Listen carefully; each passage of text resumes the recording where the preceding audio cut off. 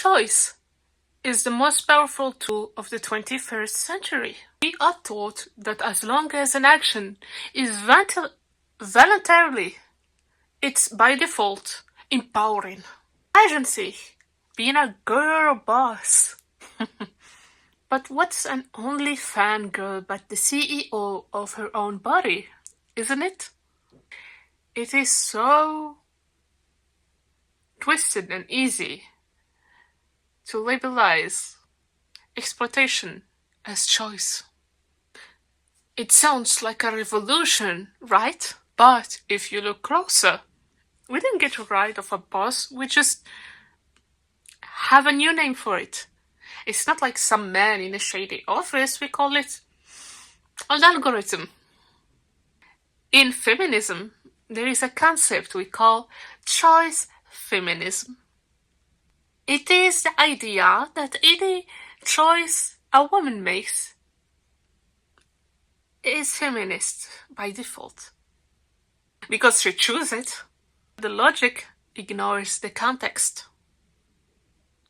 If you choose to work 18 hours a week because of some student loans that you need to pay off, is it really empowerment? Or is it just survival with a hustle? The illusion of agency is that you're independent.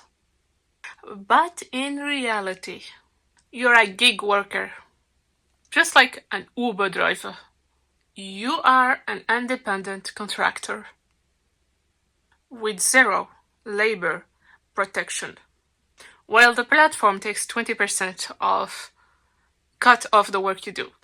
And the labor is not just posting, it's affective labor, which means that to be from the top 1%, you need to be 24 hours, 7 days by 7 online working. You're selling intimacy, you're selling privacy, you are selling yourself. The platform gamifies this. They ignore your earning milestones and the badges. These are digital carrots that distract you from being on a treadmill.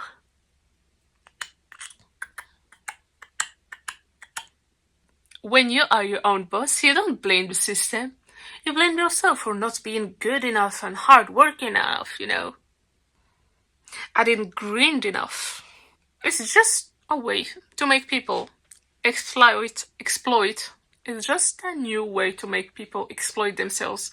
Instead of directly exploiting them, we're gonna make sure they exploit themselves.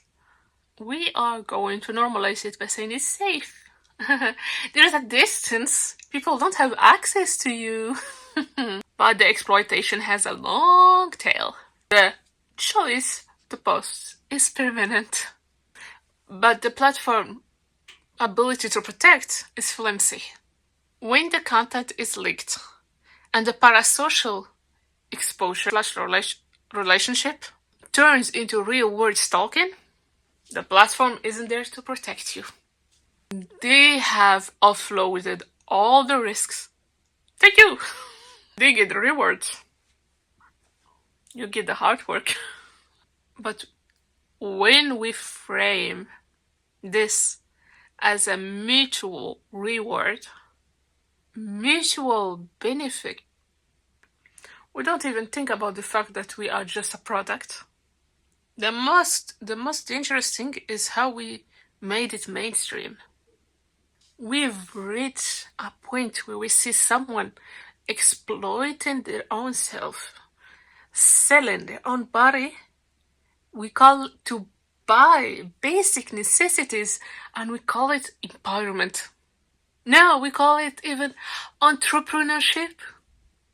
We've normalized the consumption of our private life and we called it content creation, waiting to be monetized.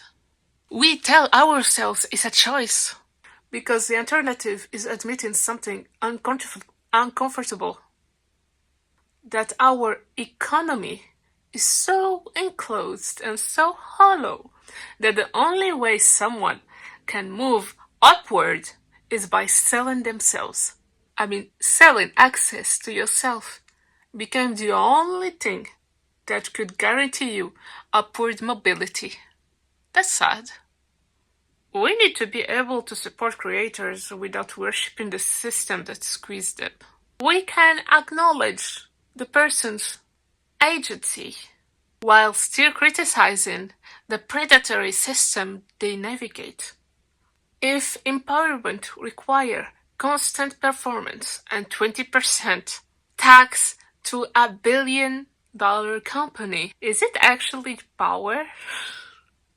Just a more comfortable cage? Thank you for listening. I recommend you watch The Truman Show. It's a movie. Google it. And have a nice day. Subscribe. Getting back to you as soon as possible with a new subject. Bye.